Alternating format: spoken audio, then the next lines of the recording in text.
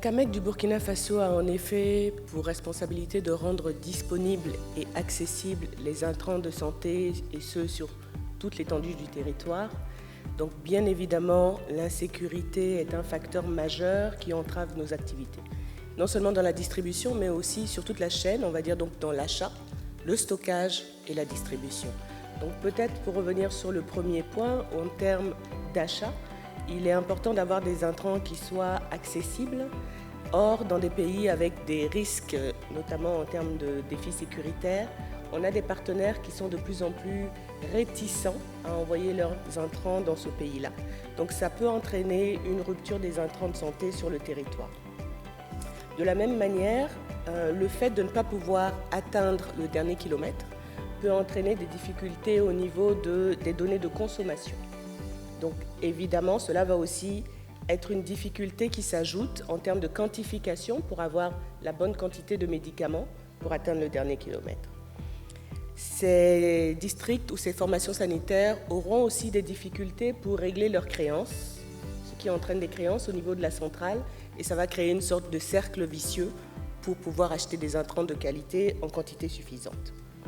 Au niveau du stockage, ça va aussi avoir une répercussion immédiate, puisque, étant donné qu'on n'arrive plus à atteindre directement les formations sanitaires, on est obligé de stocker au niveau central. Pour la CAMEC du Burkina Faso, il faut savoir qu'on a choisi une politique de décentralisation. On a des agences au niveau de Ouagadougou, la capitale, mais aussi on a 10 agences régionales dans 8 régions du Burkina Faso. Il faut savoir que 50% de ces 8 régions sont d'accès difficile pour des risques sécuritaires. Étant donné qu'on ne peut plus stocker au niveau périphérique, cela concentre le niveau de stockage au niveau central. Or, la CAMEC du Burkina Faso a connu un incendie l'année dernière qui a réduit ses capacités de stockage. Donc on est obligé de faire appel à des locations et bien évidemment cela renforce en effet aussi les coûts pour cette centrale-là.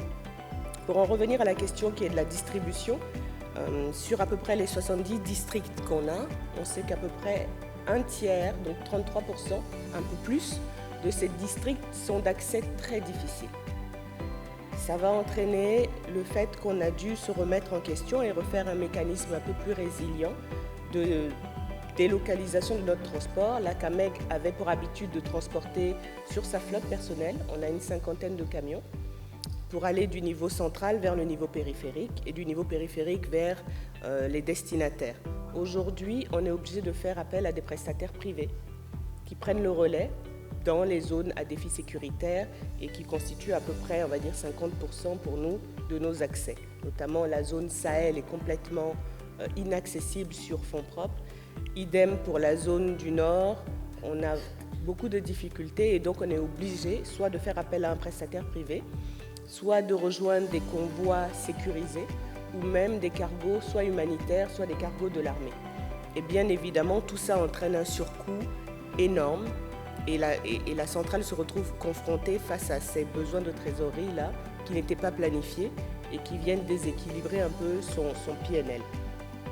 Mais le point majeur pour moi, c'est de dire qu'on peut avoir les intrants disponibles, mais ne pas arriver à faire atteindre le patient. Et j'ai envie de dire que si tel est le cas, notre mission n'est pas du tout remplie. On a des intrants qui vont se périmer dans nos magasins. On va avoir des difficultés de quantification. Le patient n'a pas le médicament adéquat pour se soigner. Les CSPS ferment et donc on a un déplacement des populations et donc une quantification qui va être encore plus difficile et compliquée en termes de données fiables.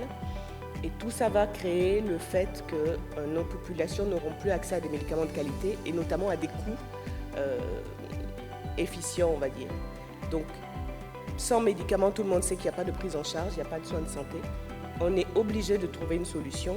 On a travaillé avec certains partenaires qui nous accompagnent un peu dans cette distribution et on arrive tant bien que mal, en tout cas, à tenir ce système résilient. Mais il faudrait peut-être que tous ensemble, on puisse réfléchir à des mécanismes pour avoir une organisation qui soit un peu plus faite de manière pérenne pour que vraiment les médicaments puissent arriver aux patients, puisque c'est notre mission essentielle. Merci. Merci bien, Dr Kaboué.